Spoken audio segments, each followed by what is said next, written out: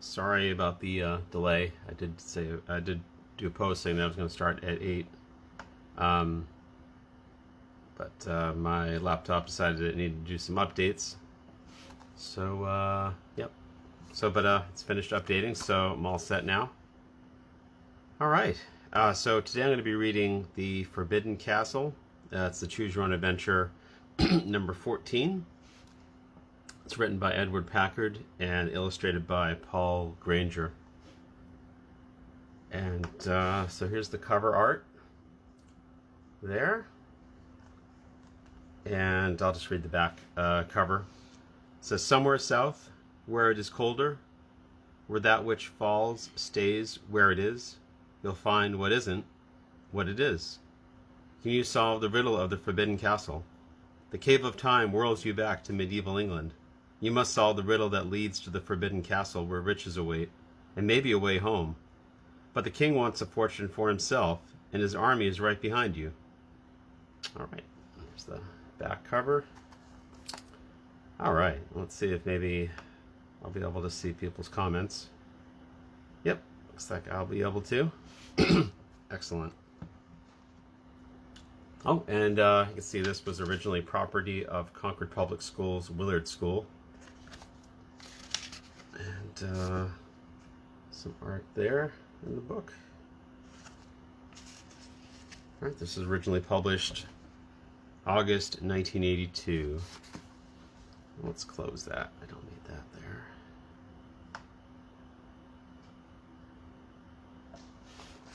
All right. Here's some more art. Looks like, I don't know if that's the king or... because there's this guy here that looks completely different. I thought that was the king, but there's this guy here and he doesn't look anything like him. So it says, "For Wells, with appreciation and special thanks for the court of Rufus the Mad." Whoever Rufus the Mad is. All right. Warning. Do not read this book straight through from beginning to end.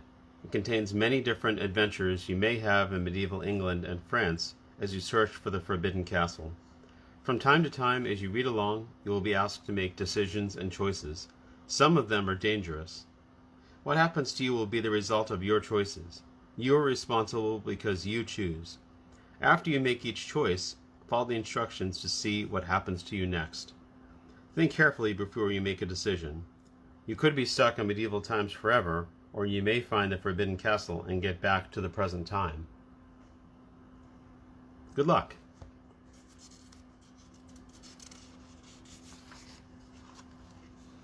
Okay, and there's the Cave of Time. So looks like we are actually going back to the Cave of Time. I think the first Choose Your Own Adventure book was the Cave of Time. All right. You promised yourself never to go back into the Cave of Time. But when you found the opening behind a big boulder in Red Creek Canyon, you couldn't resist. The cave seemed darker than before. You slipped and fell. Your head hit something. And here you are, lying in a field, looking up into the branches of a big oak tree, with no idea of where you are, or even what century it might be. Now you may never see your family and friends again. Rubbing your aching head, you take in the scene around you. Nearby, you see a narrow dirt road, and beyond it a fast-running brook. The road disappears into dense woods on either side of the field. You hear the sound of hooves and a strange clanking noise. Someone is coming. You duck behind a tree as two men on horseback ride toward you. They are wearing shiny metal armor. One of them carries a white banner with a golden lion on it. They must be knights. You watch as they rein in their horses and dismount just a few yards away. "It has been a long ride, Sir Rupert," says the taller one, "and you have had a long time to think. Tell me, have you solved the riddle of the Forbidden Castle?" Turn to page 3. Yeah, it seems like we just hit our head on something and then we got knocked. I think we went into the cave. I don't know. It doesn't really specify. Maybe we were like on the outside of the cave and then we slipped, hit our head, fell into the cave, and here we are. So, not sure. Could be either one. Here's some art here. Oop. There we go. There's those two knights that it was just talking about, and there we are hiding behind a tree. In truth, Sir Godfrey, I have tried, and so has everyone else in England. What a reward King Henry has offered. Half the kingdom of Wales. A handsome reward indeed, Sir Godfrey replies, but not an over-generous one, for the old monk promised King Henry that if he conquered the Forbidden Castle, he would rule all of Europe. The knights fill their flasks with water from the stream. As they walk back to their horses, Sir Godfrey says, "We must get on to Godwin Castle. The king expects us before the sun passes behind the west tower. He will be angry if we are late."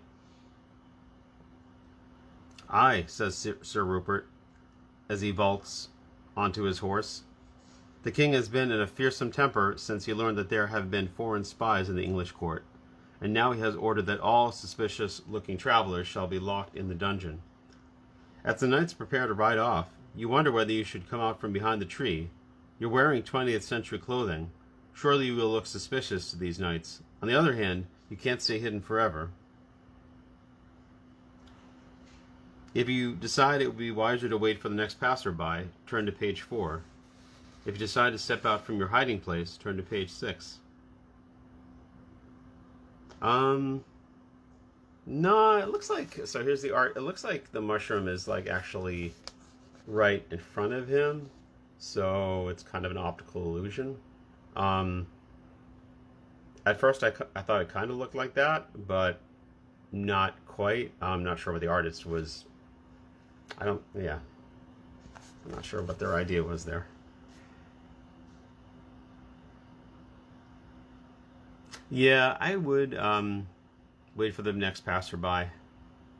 Doesn't seem like I don't know. Like we're obviously like it's basically telling us that we're going to look very weird to these people. We're wearing 20th century clothing. That was apparently 20th century clothing since it was 1982. So the mushroom doesn't think we're strange or suspicious looking. The mushroom will be our friend. That's a whole other story. That's a whole other choose your own adventure. There's probably a choose your own adventure based on that. So just have to find it. Yeah, so I think we'll just wait for the next passerby. I don't know. Those guys will think we're like witches or something. All right, page 4. You decide to wait. As the knights ride out of sight, you hear a deep voice behind you. "Are you going to stand behind that tree all day?" Turning, you look up to see the eyes of a giant of a man. He is wearing leggings and a tunic made from deerskin. He holds a bow in one hand. A quiver filled with arrows is strapped over one shoulder. "You won't want King Henry's knights to see you, eh?" He laughs and adds, "Then you are a friend to me. Those puppets give me more trouble than they are worth." He bends down and looks closely at your face. "My word, I have never seen the likes of you in these woods." "I am a stranger from another place and another time," you say. "Could you tell me what year it is?" Wow, that's like pretty much just like, I'm not going to even try to, hide how like bizarre my story is or how unbelievable it might be. Okay. The giant laughs again. "I don't keep count," he says, "and I have never seen why anyone should. Garth is my name, and you can stay with me if you like." "Where do you live?" you ask. Garth answers with a wave of his arm. "My house is the whole wide forest. There is plenty of food and plenty to do. It is the only place where a person can be free. Why not join me? Of course, if you are bothered by a little rain and wind now and then, you can follow that road to Godwin Castle. He'll give you a roof over your head. I must warn you, though, it might be the roof of a dungeon." If you decide to go with Garth, turn to page 7. If you decide to try your luck at Godwin Castle, turn to page 9. Yeah, Garth seems like okay. Now this was 1982, so this was like long before the Wayne's World thing. But now when I hear the name Garth, I think of Wayne's World. But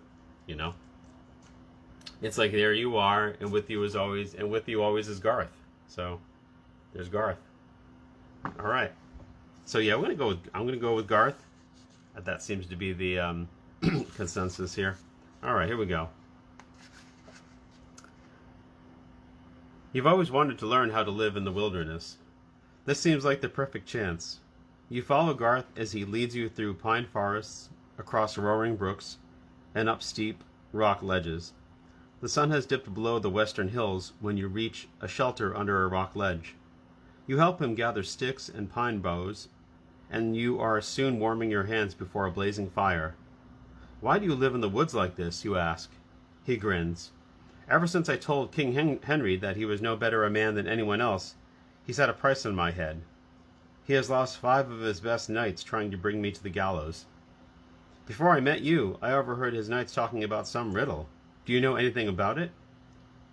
"Yes, and it is quite a story," says Garth. "About a year ago, an old monk visited the king and told him about a mysterious castle.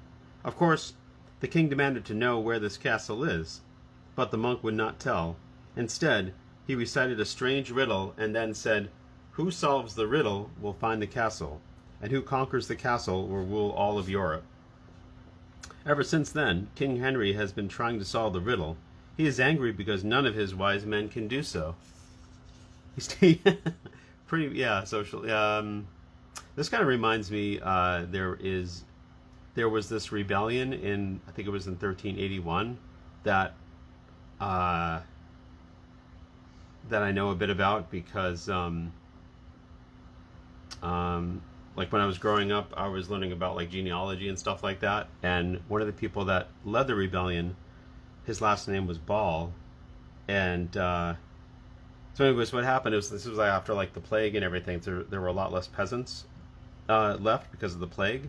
So the peasants were all like demanding better wages and were like going to like whoever were working the fields of like whoever would pay them the most, which hadn't been how it was before. You basically just like worked on the same field for the same, person for your whole life, and just like you were happy with whatever money they gave you. So the plague like disrupted the social order, just like it's kind of doing now with the plague that we have right now. And this is getting off topic, of course, so I'll just keep reading this. But yeah, what ended up happening is like there was a rebellion against the king, and like this preacher, his last name was Ball. He was saying that basically like the king was no better than anybody else, just like what this guy is saying. So this kind of thing like really happened. But as a kid, when I was originally reading this, I didn't know any of that. All right, so yeah, so we're gonna go to page 8 because it's telling us to do that. "Do you know the answer to the riddle?" Garth laughs. "I do not even know the riddle. If you want to find out, you must gain admittance to King Henry's court. You may succeed, but if they suspect you are a runaway serf, they will throw you in the dungeon. You have no way of knowing what may lie in store at Godwin Castle, but it's risky staying with Garth. He has said himself that the king's knights are searching for him. If you decide to try your luck at Godwin Castle, turn to page 12. If you stay with Garth, turn to page 11. Yeah, so Garth or someone like him. Yeah, so I'm kind of sort of related distantly to someone like Garth. Yeah. Oh well, no. Well, this guy who like said that no one was better, like that the king wasn't better than anybody else. He was a preacher.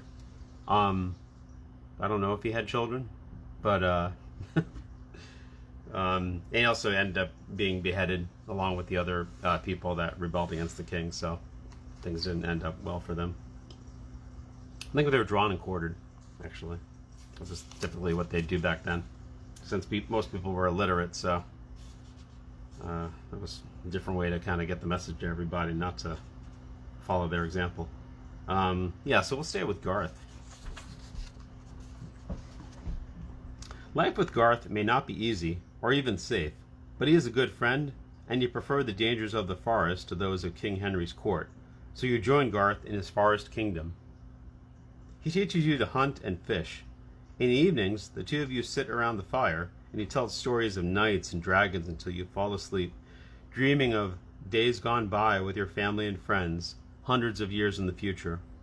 One day Garth turns to you and says, "You have grown quick and strong, and wise in the ways of the forest.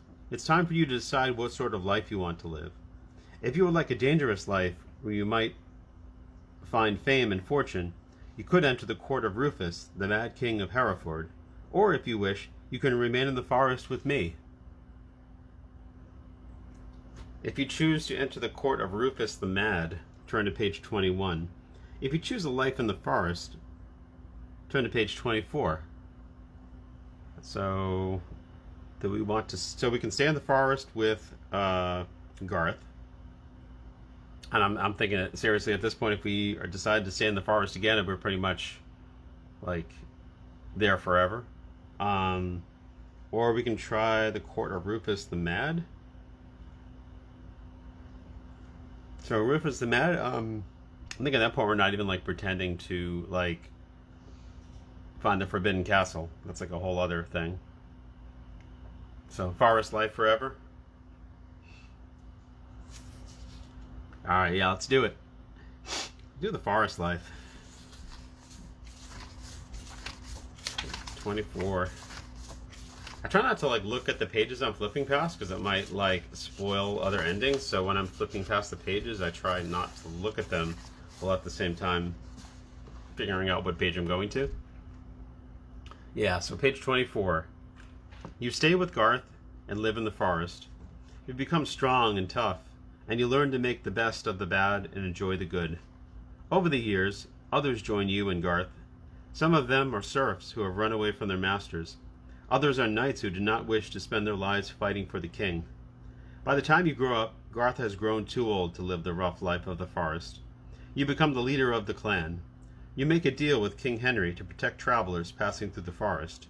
In return, he gives you and your friends a castle of your own.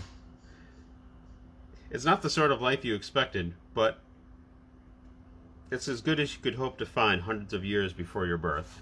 The end. Yeah, and I don't think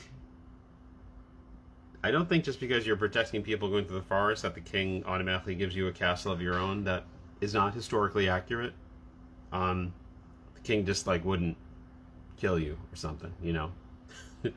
But okay. But other than that, it does sound like a good life. That's like that's a good ending. That's not a bad ending. Not the best ending, but all right. So maybe we will try this time. I don't want to. I have a bad feeling about trying to like walk up to those knights and see if they'll help me. I don't think they will. So instead, I'm just going to go back to where we had to decide whether to go with Garth or try our luck at Godwin Castle. And so this time we'll try going to Godwin Castle. We couldn't. Maybe we try the Rufus the Mad. Let's see. Stay with Garth. Alright, it really wanted us to go to Godwin Castle, didn't it? Yeah, maybe I'll try Rufus the Mad. Let's do that. Page 21. Changed my mind. I'm doing Rufus the Mad. Let's do it. I'm grateful for all you've done for me, you tell Garth. But now I think I'd like to see more of the world. I'm willing to take my chances with Rufus, the Mad King. I admire your courage, says Garth. Rufus may like you, and then again he may not. Or he may like you one day and hate you the next. Some say he is generous, some say he is mean. You will soon find out. For 3 days, Garth travels with you through the forest. When you reach a road that runs along a crystal clear lake, Garth stops and shakes your hand. Follow this road for a mile or so, and you will reach Fiddlegate, the castle of Rufus the Mad. You bid him farewell and start along the road. You miss the company of your friend, but you're happy to feel the warm sun in your back and to smell the fresh, clean air of the pine forest. The sun is high overhead when you find yourself at the top of a ridge. Ahead of you is a beautiful green valley. Beyond it is a great castle, with a stone tower which seems to be leaning slightly to one side. As you approach the front entrance, you notice that some of the walls are crumbling and the drawbridge is down. You would think the castle deserted were it not for smoke rising from the courtyard and the cows grazing in a nearby field. Turn to page 22. As you stand before the drawbridge, wondering whether to cross it, A bugle blows. After a few minutes, 2 guards appear at the entrance. They lead you to the large, sunlit courtyard. The yard is covered with broken slate tiles. Clumps of weeds and shrubs poke out of the ground. Alright, and here's the castle. It doesn't look too great. You can see that there's like that tower leaning to one side. And there you are with a little knapsack slung over your shoulder. Alright. Turn to page 30. If I can find it. Here we are. Okay. Again, the bugle sounds. More guards appear. They surround you and march you through the central arch, and then open ranks as a short, fat man waddles toward you. He wears a blue velvet robe and a golden crown on his bald head. Behind him is a very thin man wearing a pointed cap and bells. Surely this must be King Rufus and his court jester. A guard steps forward. King Rufus has deigned to look at you. You bow. King Rufus, I am honored to visit your court. Silence! I did not ask you to speak, says the king. Turning to the jester, he says, Stillwell, what say you of this intrusion into our royal court? 'Tis a sour sorrow to us and all us too, says Stillwell. The king scowls and says nothing. The guard points a long, bony finger in your face. Well, what do you have to say for yourself? You feel you should say something, but you wonder if it would be wiser to wait until the king himself asks a question. If you decide to speak, turn to page 37. If you remain silent, turn to page 39. Yeah, there was 1982, like, certainly nowadays,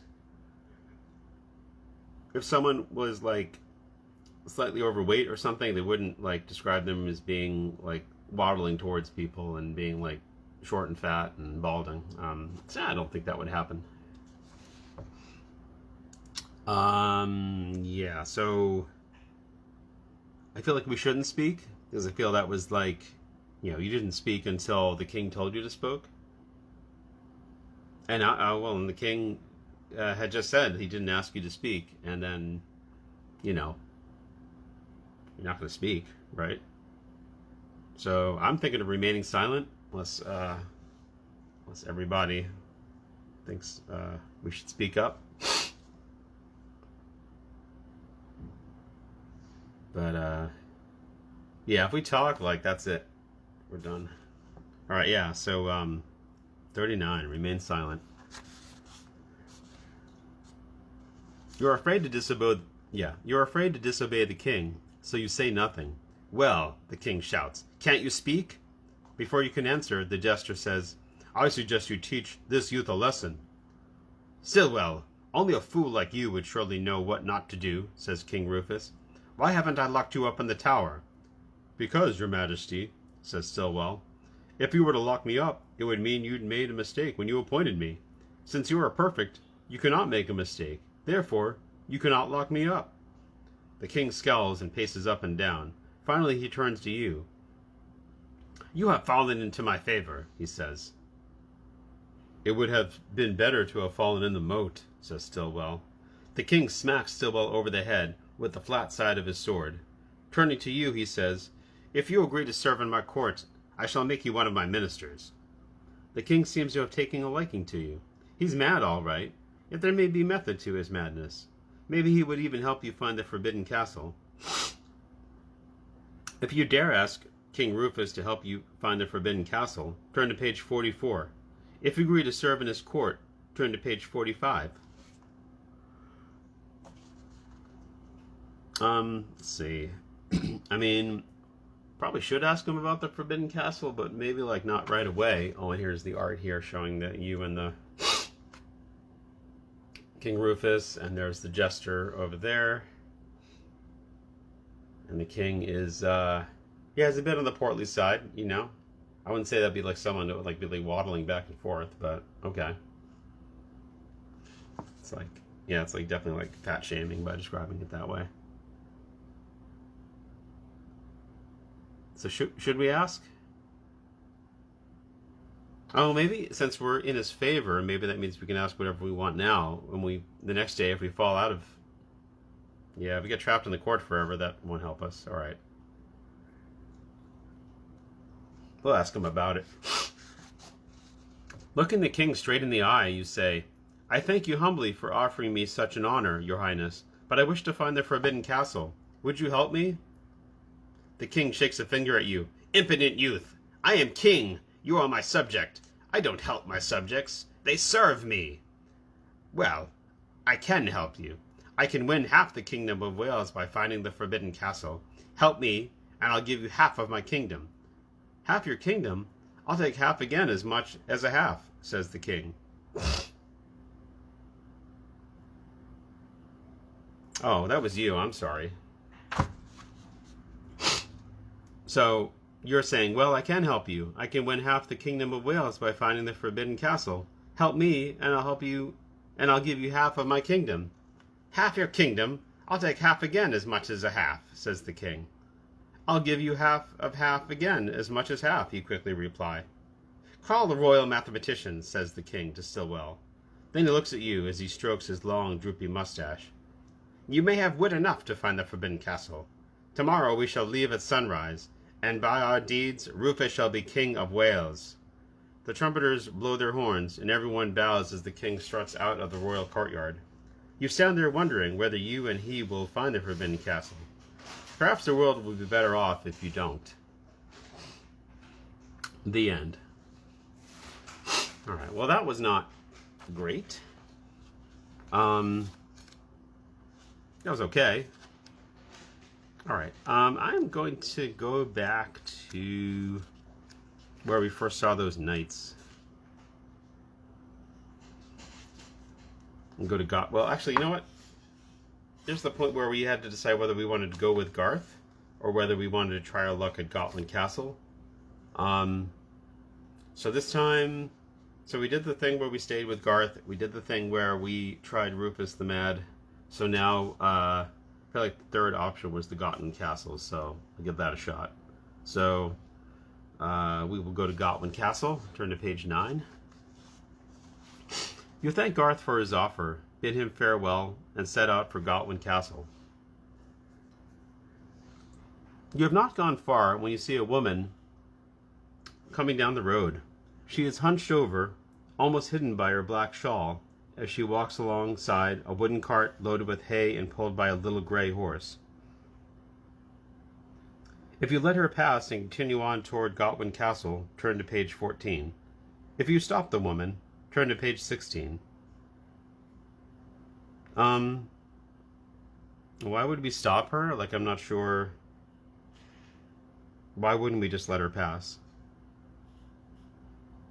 I mean, that doesn't make a lot of sense. Why we would stop this woman? I mean, there's nothing suspicious about it, and doesn't look like she necessarily needs any help. But maybe she does need some help. Or maybe that's just kind of how they did things then.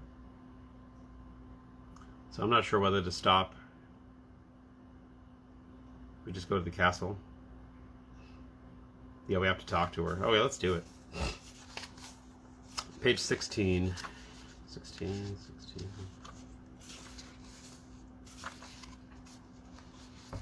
Good afternoon, you say. I am a traveler from a strange land. Can you tell me where I could find food and shelter? The woman nods. Follow me. You fall into step next to the cart, wondering where she is going.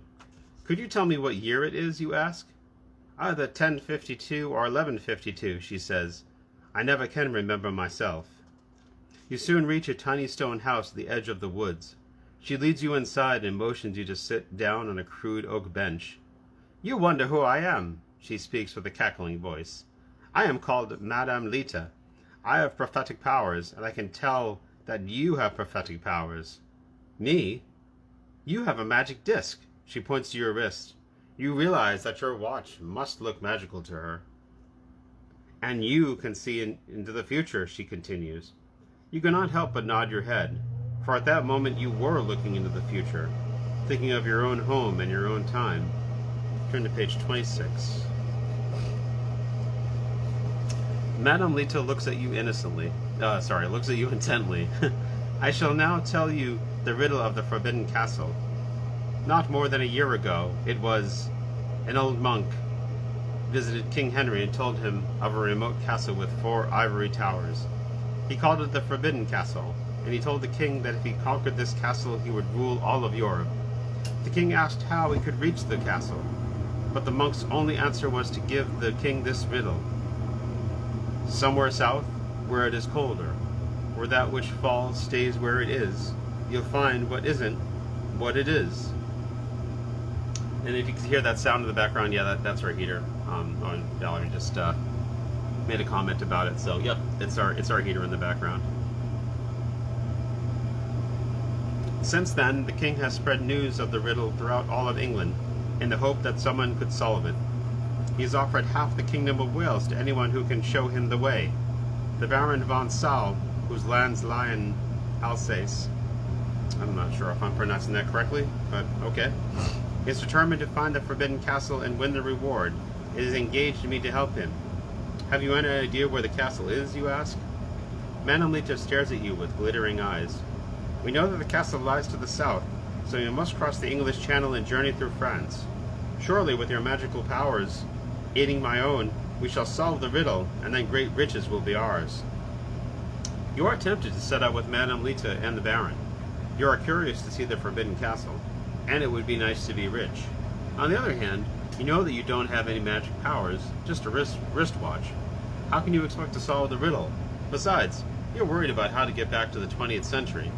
Maybe you could find an entrance to the Cave of Time near the field where you suddenly arrived in medieval England. If you say we'll go with Madame Lita in search of the castle, turn to page 32. If you say, no thanks, I'm more interested in trying to find my way home, turn to page 33. And there you are with Madame Lita in her house there by the fire. Alright, so we can either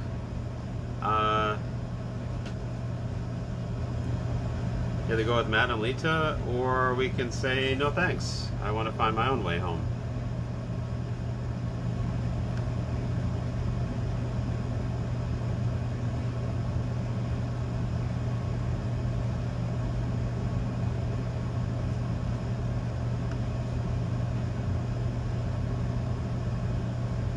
Let's go with her. Okay, let's do it.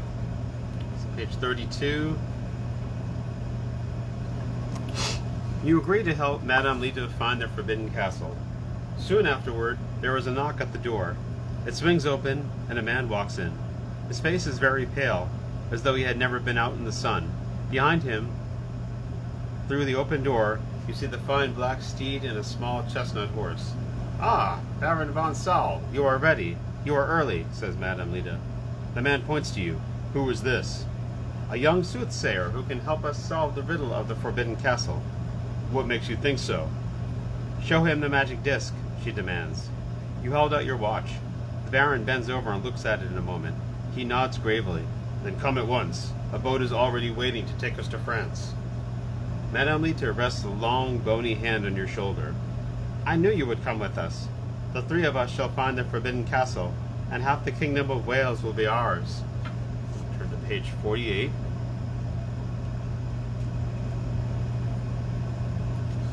There we are there. We're traveling there with our new friends here.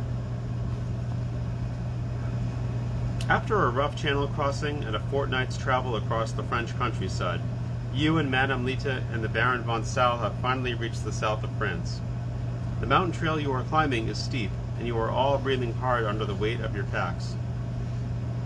Are you sure the castle is in the mountains? The Baron demands. Of course, Madame Lita snaps. That's the only explanation for the first line of the riddle. Somewhere south, where it is colder. If you go south, it gets warmer, unless you go into the mountains. Suddenly she stops and glares at you. But now it is time for you to tell us the solution to the second line of the riddle, where that which falls stays where it is. Yes, says the Baron. It is time for you to use your magic disc. You glance at your watch, pretending that it might be able to tell you something other than what time it is. Should you admit that you really have no magic powers? Or should you bluff and hope that somehow you will solve the rest of the riddle and find the Forbidden Castle? If you admit that you don't think you can solve the riddle, Turn to page 32. If you tell the others not to worry, that you'll solve the riddle soon. Turn to page 53.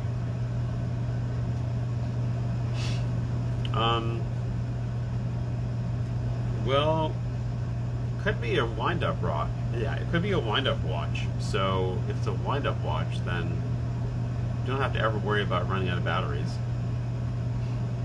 But yeah, I think we should bluff. Man, if we just suddenly tell them now that, I mean, all this time we let them believe that we had magic powers, and now we're going to tell them that we don't. Seems like that would be a bad move. All right, page 53.